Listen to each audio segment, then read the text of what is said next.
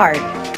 Real people having real conversations about things that matter most to you.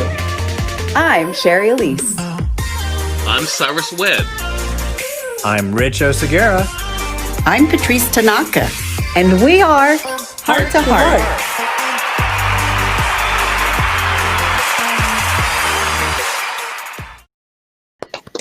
Yes. Welcome to Heart to Heart, a brand new interactive talk show where you get to choose the topic. Welcome. If you're watching with us live, say hello in the comments. Let us know where you are tuning in from. Really excited about today's show. Don't forget to share this with everybody because the entire point of Heart to Heart is to be able to have conversations that matter to you. Conversations where you get to show up and you get to engage, and your voice is just as important, if not the most important. Today we are going to be speaking about the inauguration. We're going to be talking about, ways to move forward as a country, but most importantly, we're going to be talking about how you feel. So without further ado, let me introduce to you our crew. Hello, guys. Welcome. Hello. Here. Oh, how are you guys feeling today? It's an interesting day, a day in history. We seem to always be competing with big things happening in the world. Huh? Wait a minute, something's happening in the world, Sherry? What's that? I mean, other than Heart to Heart, what else is there? I mean, that's kind of what I think, too. Well, I want to just jump in and say, one of the things that really struck me about the inauguration was watching former Vice President Pence and his wife being announced onto the steps of the Capitol and hearing people clapping for them. And it brought a tear to my eye, not because they're gone, but because they did what was right and to participate in democracy and honor the traditions of our country. That really gave me a lot of hope to see that happen. So that really struck me. Yes. And I love that President Biden really talked a lot about unity. He said, without unity, there's no peace, only exhausting outrage, which is what we've been living for the past 4 years. And I think all of us are ready for a new chapter. So I'm very excited. In fact, I wore my pearls today for the inauguration. Go women, go ladies. I mean, I said this earlier today, you guys. I was like, forget what political side of the aisle you're on. I mean, for women in and of itself, this is a big day. So, I mean, this was a big marker for all of us. And for, they said it, little girls around the world who are able to see this now. And I saw some great posts about Kamala and her great nieces, and I think Hillary Clinton actually wrote it. And she mentioned about how this is just going to be normal for them. And I thought that was pretty amazing. Yeah. I know gender balanced leadership is what we should have at every leadership table. And I'm really excited to see it reflected in President Biden's cabinet. It's long overdue and very welcome. My big takeaway, I think, from what President Biden had to say today that I think is important for all of us, I think, especially those of us who have a platform, is to make sure that we don't allow the darkness to win. I think so much time can be spent focusing on, what has happened instead of realizing what's in your power to do. And that's one of the things I've noticed that he's tried to talk about. He started yesterday. And even more so today about moving forward. And I think that's the big thing. And I think, too, the other point that really stood out to me is calling everyone else to the table. I think, the whole thing of it's us against them, I think is not the way to go. And I think he acknowledges that. So I think for me, the big takeaway is we have to, if we're going to succeed, we have to do it together. We can't allow the darkness to win. Absolutely. I'd love for you guys in the audience that are watching to know how you're feeling. I also want to acknowledge, I was walking this morning and this sense of, I remember 4 years ago and how I felt. I remember feeling this sense of dread and fear and that things were going to go downhill. But what also came to me today is that I know that there are people who also feel that today. And what I would love more than anything, and I think that we're being guided to, is that, it's really easy to repeat the last 4 years. It's really easy. And I think that my doctor said this to me because I told him about this talk show and everything. And when I just recently saw, he was like, if I could just suggest something. And I was like, yeah, it's all about suggestions. He said, we were always talking about the right side and the extremes, the rights and the left. He was like, but we can't forget about the people in the middle, the people in the middle the reasons why they voted for Trump, or the reasons where people are feeling left out. And he was like, so if you can speak to understand them. And I think that's how we're going to just move forward as a nation. And I hope Biden said, give me a chance. Yeah. And I think that's the big message, is that if we want change, let's just give a chance, guys. Yeah. I want to give a shout out to Tracy, our producer. She just highlighted a message from Cody. So Cody, thank you so much for the comment. If we're given the truth, we can handle it. I think that is so much the case. And Sherry, I really appreciate what you said, because I think, I didn't, because I had some tech issues last week, I didn't get a chance to really talk about what was happening. Yeah, I know, it's weird. But I thought about last week versus this week. And I think, look, we all know what happened on January the 6th, not to diminish anything from that. But I think if that becomes the total focus, I totally agree with what you said, Sherry. Not everyone did what happened at the Capitol on January the 6th, whether they voted for Trump or not. And so I think it's so important for us not to paint people with a broad brush, because people do have the reasons why they think and feel the way they feel, and that should be respected, as President Biden said today, as long as they're going through the proper channel to express that. Yeah. And I love that Biden started out by saying, let's start listening to see one another and to hear one another. That's so important. And that's what we're trying to do with this talk show. Welcome all views and opinions, and let's just talk. Let's have a heart-to-heart conversation, because that's how we get to some kind of understanding of the other person. And I think Amanda Gordon, the poet laureate, yes, that was just phenomenal. Her words and expression, that really just, to me, encapsulated. It was like a doorway into this next era where we can be with each other, not have to always agree, be able to disagree without fear, and really, be human with each other. It really moved me, and I hope we get to hear a lot more from her. I think we will. Someone was saying her for president. I was already seeing. And she wants to be president. I saw an interview with her. Yes, right. I didn't even know that too. I didn't even know that. I'm wondering, you guys, it's easy. I would say it's easy for us to have this positivity and this faith and this hope right now, because who I think most of us wanted in office is in office. So I was also thinking about, how I felt again 4 years ago, and would I be able to have this optimism and outlook? And I could hear people in my head saying, oh, now you want to get along, or now you want to, because I heard that, not going to lie. And just wondering, what do we say to that, to the people, I guess, who were where we were 4 years ago when we were upset and challenged by this, just any thoughts on that? So we can move forward and not sit in the same space that we did for 4 years where, Yeah, I think Biden's own inauguration speech gave us a clue. And he said, let's give each other a chance. And really, that's what it's time to put away the harsh rhetoric, to lower the temperature, to see each other again, to listen to each other again, to make progress. We must stop treating our opponents as our enemy. We are not enemies. We are Americans. And this is what we expected, what we hoped, and what I know we're going to be getting from President Biden based on, his opening speech today. So I'm very hopeful. Yeah. And I know, as I hear you say that, Patrice, I agree. And I also hear, yeah, right. How are we going to do that? Because this will take all of us to actually dig into our hearts and be willing to be different with each other, to actually say,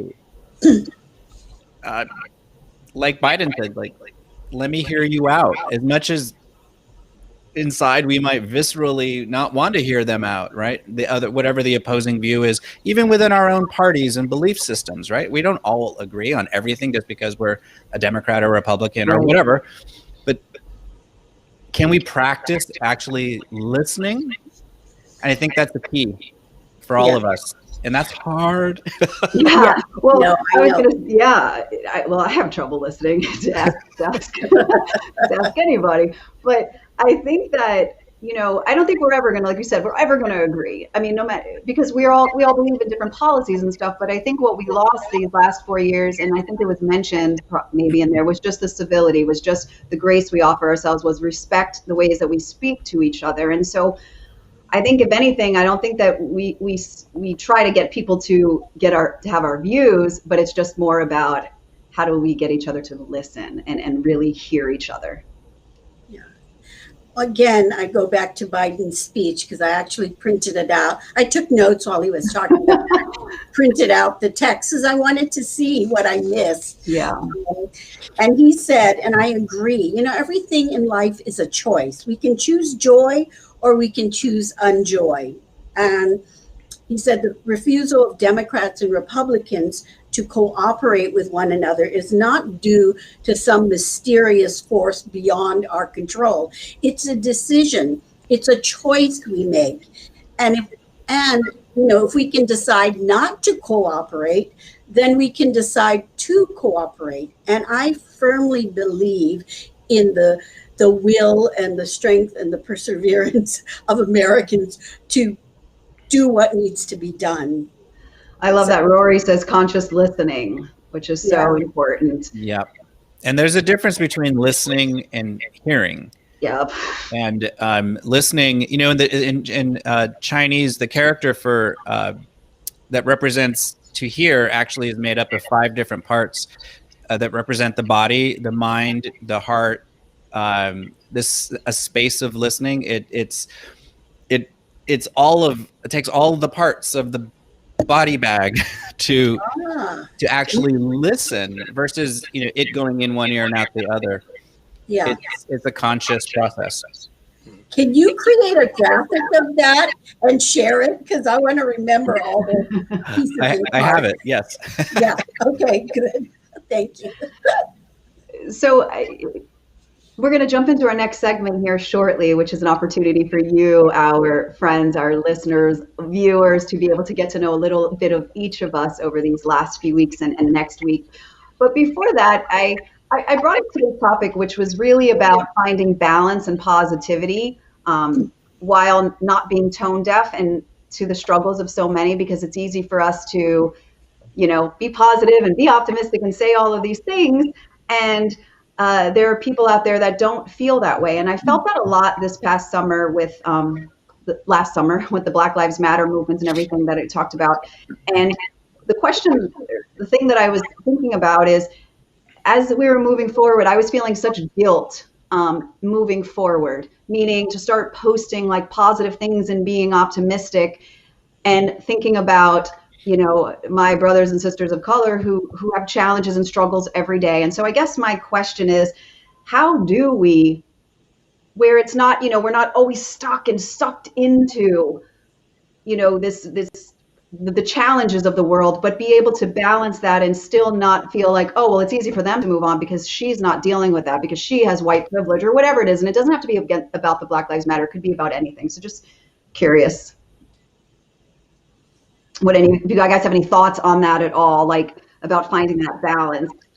I'm definitely, Sherry, I'm a glass half full type of guy anyway. But I think, I and you and I've had these conversations before. I empathize with people who can't see their way out, because I've been in places in my life where I haven't been able to see the way out. But I think, I firmly believe, based on my own experience, it really is a choice. I think a lot of times, though, it's so easy for us to get so lost in whatever you're feeling, like what I was mentioning about just staying stuck in something that may have happened, even some trauma that you may have gone through personally, or what you are seeing around you. I think to make a choice, and I think that's what, I think everyone's been talking about already about today, is making that choice to move forward. Because I think once you make that choice, it requires action. I mean, recently, of course, we also were recognizing Dr. Martin Luther King Jr. He was all about action, and you can't make that step forward if you're not willing to exert yourself. Right. I love that. I think it's just, I just wanted to talk about it because I find that personally challenging too, because I want to keep showing up for all the people that are struggling in the world and the challenges. And sometimes I love the idea of choice because we do have choice, but there are things that are systemic that really aren't our choice if we're, being, there's just some things that aren't our choice. Our attitude is, but so it's just about finding that balance between being cognizant and of people's, even people that feel this way about, Biden right now, President Biden, being our president and stuff, and still hearing them, I guess, So it's something that we can definitely discuss at another time because I know, yeah, Patrice. But I do want to second everything that you all have said. It is a choice, but I think we have to keep choosing it every time. Mm-hmm. And I also think we have to, do something every day to kind of reinforce that choice that we make. If we want, justice and equity for all, then maybe we should be doing something to contribute to that, right, even in our small part of the world. I'm the co-chair of something called the Diversity Action Alliance, which is a PR industry-wide coalition of 15 influential groups who've come together, committed to action on diversity, equity, and inclusion. And so there is so much inequity in the world, but I am focused on trying to be productive in this one area. And I think we can all do that. But if we do nothing and we just get stressed by the inequity of the world, that's not going to help you, and nor is it going to help the state of equality, right? Well, since you're talking, Patrice, about what you're a part of, I think it's great now for us to segue into our segment about Patrice Tanaka, someone I'm so excited to have as a co-host and a longtime friend of myself. Glad to have her be a part of the Heart to Heart family. So, Patrice, it's time for us to chat a little bit about yourself. I've known you now for several years, and I think as we kind of reflect on you, you are a person who's all about joy. Of course, you're the founder of Joyful Planet. I want to ask you, Patrice, what was it about joy? What was it about joy that really made you put that at the forefront of your life? Well, when I was forced by an executive coach one day to rethink my life purpose, I actually didn't have one, and I had to think about what my purpose was. And I came back to her 2 weeks later after having thought about different things that could be my life purpose. And basically what I said to her is that my life is so full of unjoy that my purpose going forward is to choose joy, to be mindful of that joy, and to share that joy with others. It was a simple 3-part purpose. Choose joy, be mindful of it, and share it with others. And I felt that if I could live my life this way every single day, that I think I could bring more joy into my life. And in fact, I've been living this life purpose for over 18 years, and it really has changed the trajectory of my life, including, as you mentioned, starting my latest consultancy, Joyful Planet, which was focused on helping individuals and organizations discover and live or operationalize their purpose to unleash greater success and fulfillment and joy in their personal lives, but also in their workplaces and in their communities. So I think purpose is key to individuals and organizations, and that's what I'm focused on now. And Patrice, outside of joy over the years, you've also been focused on another thing, which made it hard for me to initially find you on social media, especially Twitter, because I was like, who is Sam Bagel? I was looking for Patrice Tanaka. Ballroom dancing is something that you that you love as well. Talk to us about that, Patrice, and how did you get involved in that? Well, it's funny, but as soon as I shared my life purpose with my coach, she asked me, so what brings you joy? And the first thing I blurted out was, I love to dance. And so that got me taking ballroom dance lessons. Yes, something I'd wanted to do since I was 8 years old. But it took me until age 50 to finally take my first dance lesson. And it really, kind of created so much joy for me, which I try to share with others. So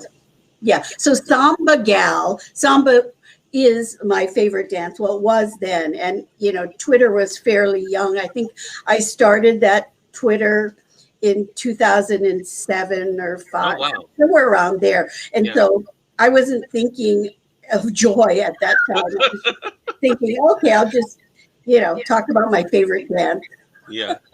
So last thing I want to mention, then I'm going to throw it to Sherry, Patrice, and that is about your love of the youth. I know the Girl Scouts are one of the organizations that you also love to be able to share. Why has it been so important for you to empower other young women?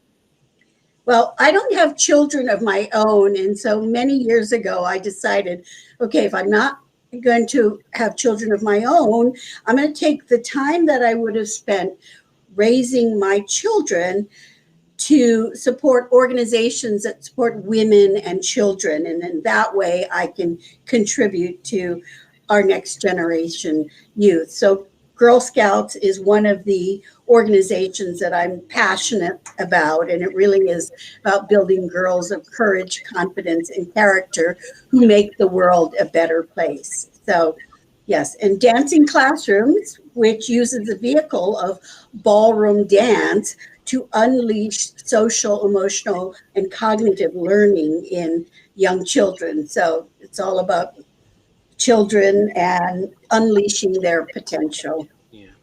Sherry, I'm going to throw it to you. Yeah, Patrice, I love learning about you. I am so excited that you are part of the Heart to Heart team. I mean, Thank you. You are inspiring so many that it's never too late to do anything that you love and that you're inspired to do. I'm curious, when that little girl was posted of you, your picture of you as a little girl, I'd love to know if you had an opportunity to tell her something right now, what you would want her to know. I wish I had known earlier on that that choosing joy was such a powerful thing. And if I did it earlier on, who knows, what I could have produced for myself at this point. But, as it is, people are only ready to hear things when they're ready to hear it. So, I think you're right where you're supposed to be, Patrice. So, yeah, and that's with us. Rich, was there something you wanted to ask Patrice? So many questions. I know. But I know one thing we haven't talked about is you, Patrice, talk about the Aloha Spirit. Oh, and, yeah. And you're from Hawaii.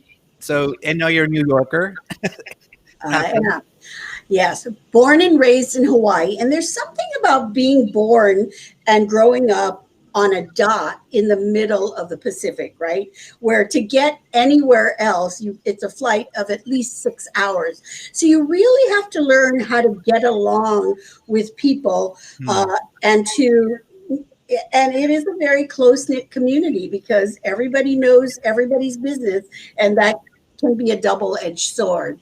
And actually, I left Hawaii to escape from that, everybody knowing everybody's business. But the irony of ironies is everywhere I go and every organization I belong to, I'm focused on creating community because that's what I know and that's what's comfortable and that's how I grew up. And so if I'm not part of a community, I do feel somewhat adrift. So in terms of, I'm in New York, in Manhattan, which I love, and I still try to live the Aloha Spirit even here in New York, and probably because we need it more maybe than the people in Hawaii who live it every day. So aloha to all of our listeners and to you, my lovely co-host. I'm delighted to be in your company. It was, hi, look, we've got a visitor.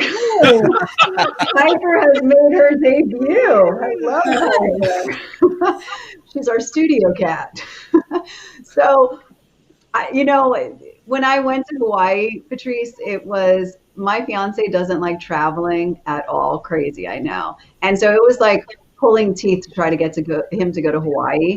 But when he left, he was saying aloha to everybody. He actually felt the spirit there. And the first time that he had ever said, I want to go back somewhere, I was like, oh. So that's great.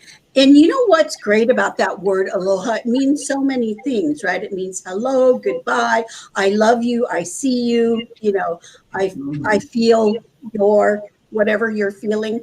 And so you can say aloha to someone and actually tell them I love you without making them feel uncomfortable, because everybody knows aloha is like a greeting, a salutation, so they can take it however they want. But I sign off all of my correspondence and sign offs with aloha, because I do want to share the love that I have for the people that I engage with. And what a beautiful message to move forward with, as this is a big day here again in the U.S. that we talked about with inauguration, but being able to share ourselves, share our heart, really seeing one another.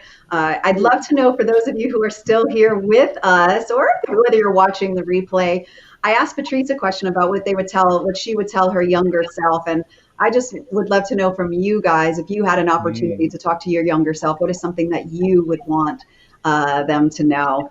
And while I'm waiting on those amazing answers, I wanted to remind you guys that this show is all about topics that are important to you, conversations that a lot of people aren't having, because this is how, I know you guys feel this way here with me, that this is how we heal.